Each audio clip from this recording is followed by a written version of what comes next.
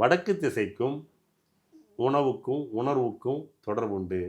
எல்லா திசைக்கும் உணவுக்கும் உணர்வுக்கும் தொடர்புண்டு. இது வந்து வாஸ்துல இருக்கக்கூடிய ஒரு விஷயம். சரிங்களா? இதன்படி நம்ம வாழ்க்கையில் பார்த்தீங்கன்னா ஒவ்வொரு விஷயம் நம்ம எப்படி இதெல்லாம் வந்து சொல்லும் பொழுது இதெல்லாம் பொய் மெய் இதெல்லாம் சொல்லுவாங்க. இதெல்லாம் பாரு இது என்னமே சொல்லிட்டு இருக்காங்க. நான் நீ தொடர்ந்து சாப்பிட்டு பாரு மகனே, தொடர்ந்து வடக்கில் சாப்பிட்டு பாரு, நீ ஆஸ்பத்திரி போறியா இல்லையா மட்டும் பாரு. நான் சொல்கிறது ஒரு நாள் உனக்கு தெரியாது. நீ டெய்லி சாப்பிடு 30 நாள் எடுத்து பார்த்தா பலன் உனக்கு தெரியும். மேற்கு சாப்பிட்டு பாரு, பலன் உனக்கு தெரியும். கிழக்கு பலன் அப்போ நீ ரெகுலராக உணவு எடுத்தா தான் அந்த திசை உங்களுக்கு வேலை செய்தா இல்லையாங்கிற உங்களை நீங்கள் வந்து உணர முடியும். இது அனுபவமான ஒரு உண்மை. அப்போது டைனிங் டேபிள் வீட்டில் அமைப்பாங்க. கிச்சனு பக்கத்தில் டைனிங் டேபிள் போட்டுப்பாங்க. டைனிங் டேபிள் வடக்கு பார்க்க தெற்கு வைக்கிற மாதிரி போடாத, கிழக்கு மேற்கா கிழக்கு பார்த்து டேபிள் வந்து வடக்கு தெற்கா இருக்கட்டும், நீ சாப்பிட்றது கிழக்கு மேற்கா இருக்கிற மாதிரி போட்டுக்க. அப்போ கிழக்கு மேற்கா நீ டேபிள் போட்டேன்னா உனக்கு வரக்கூடிய விருந்தாளர்கள் அமையக்கூடிய சேரு மேற்கு பக்கம் இருக்கணும், அவங்க கிழக்கு பார்த்து சாப்பிடணும். நீ வந்து எதிர உட்காந்து மேற்கு பார்த்து சாப்பிடு. இது வந்து குடும்பத்துக்கு வளர்ச்சியை கொடுக்கும் அப்படின்னு சொல்லி நிறைய பேர் வீட்டில் டைனிங் டேபிளை மாற்றிருக்கேம்மா நான்.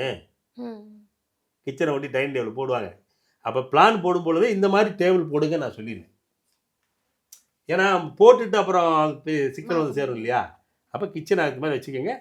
நீங்கள் வந்து சாப்பிடக்கூடிய அந்த அறை வந்து உணவு அறை இந்த மாதிரி நீங்கள் போட்டுக்கோங்க அப்படின்னு சொல்லி நிறைய பேரை நான் மாற்றி கொடுத்துருக்கேன். நிறைய பேர் நல்லா இருக்காங்க.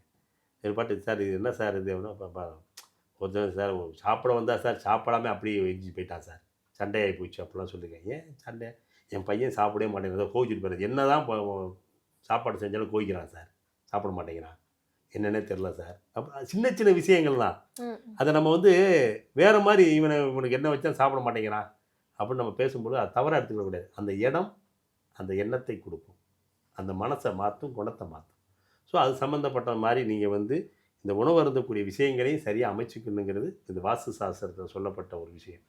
அதோடு மட்டும் அல்லாமல் இந்த வாஸ்துவில் வந்து எல்லாத்துக்குமே பொதுவாக வந்து மனிதகுல வாழ்க்கையில் வந்து ஆயுள், ஆரோக்கியம், ஆனந்தம், பொருளாதார நிலை எல்லாமே கிடைக்கணும்ல.